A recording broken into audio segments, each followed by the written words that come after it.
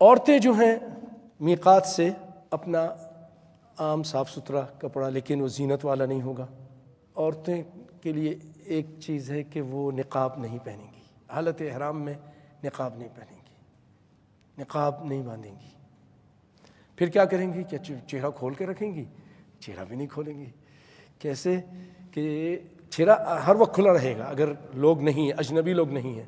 جیسے اجنبی آئیں سامنے تو پھر جیسے اما عائشہ رضی اللہ تعالی عنہ اور ان کی بہن اور دیگر خواتین جو حج کے لیے جاتی تھیں، وہ کہتی ہیں کہ ہم لوگ ہندوستان پاکستان سے جو لوگ آتے ہیں ان کے لیے یلملم میقات تھا، مگر اب چونکہ باہری جہاں سے آتے تھے تو ہاں اب قرن المنازل ہے، یہی والا ہمارا ہی والا.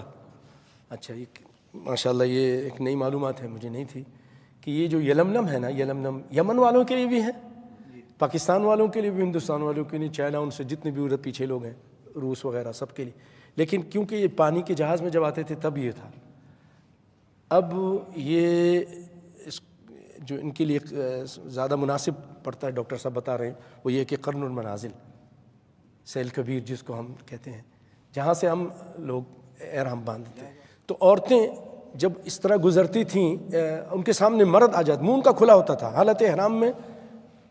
یہ بہت زبردست غلطی ہے جو ہماری بہنیں کرتی ہیں اور سمجھ میں نہیں آتا ہے بہت سارے لوگوں کو. یا تو یہ بالکل نقاب باندھ لیتی ہیں یا پھر نقاب کھول کے منہ کھول کر ہی سب کے سامنے آ جاتی ہیں. دونوں ہی غلط ہے. منہ کھول کے رکھیں جب کمرے میں ہیں، منہ کھول کے رکھیں اپنے شوہر کے ساتھ ہیں، بھائی کے ساتھ ہیں، بچوں کے ساتھ ہیں.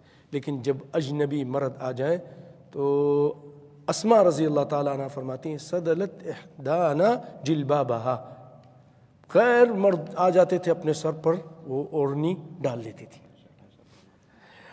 عائشہ سے بھی ہے اور غالباً اسماء رضی اللہ تعالیٰ عنہ سے بھی ہے. تو اس سے ایک چیز ہمیں یہ بھی پتہ چلتی ہے کہ عورت کو چہرہ چھپانا چاہیے، تبھی تو چھپاتی تھی. یہ ایک بہت بڑی دلیل ہے پردے کی. بہرحال